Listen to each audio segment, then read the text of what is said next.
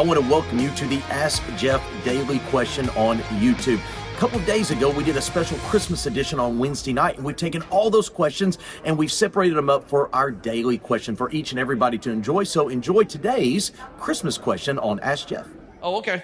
It says, how much information was Mary given at the beginning? Okay, good. So let's go back into Luke chapter 1. And we got to go to verse 26. Luke 1:26 is what oftentimes we call the Annunciation. This is when Gabriel is going to show up to Mary and share with her what's about to take place. Now the question is, how much info did she get? We're about to read it. Verse 26.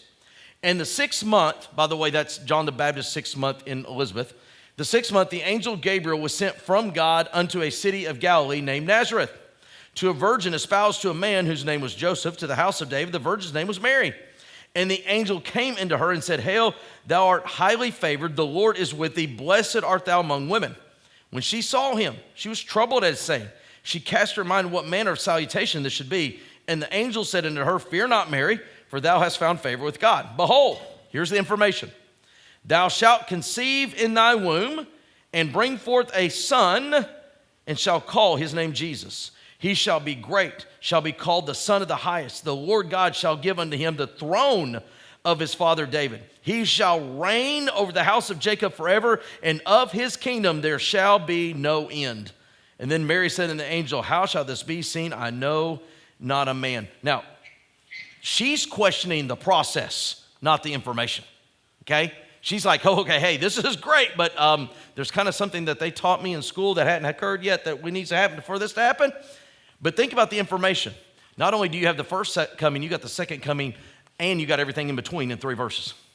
I mean, there's a really good synopsis there that if you want to go trace it back to the Old Testament prophecies that she would have heard all of her young life, go back into Isaiah 7 and 9 and these other passages. Wonderful Counselor, Mighty God, Everlasting Father, Prince of Peace, the government will be upon his shoulders. These were verses and passages that just growing up in the synagogue, she would have been very familiar with. She would have known these things. And so when the angel makes these statements, Son of the Highest, okay? If you go back into the Isaiah passages, it's interesting. It says, unto us a child is born, unto us a son is given. John 3:16, for God so loved the world, he gave his only begotten son. That famous prophecy basically says, yes, a child will be born, but when he matures to a son, he will give of himself.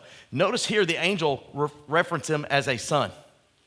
In other words, if she's familiar with that Old Testament passage, this angelic being is going all the way back into Isaiah and saying, you know that passage where a son's given? This is what we're talking about. Then it talks about his throne, which is obviously referenced there. So the question is, how much did Mary know? I think a whole lot more than we give her credit for. Because if she found favor with God, she was faithful not only in her relationship with the Lord, both privately and publicly would have known these scriptures, heard of these scriptures. She never argues with what the child will do. She only questions, how's it actually going to happen? I think that's important to the question. Thanks for being a part of today's daily question. Now, we answer a question each and every day. Please feel free to submit a new question at AskJeff.net. We may not have gotten to yours today, but we eventually will continue to be a part of this. Subscribe so you don't miss out on a question every day.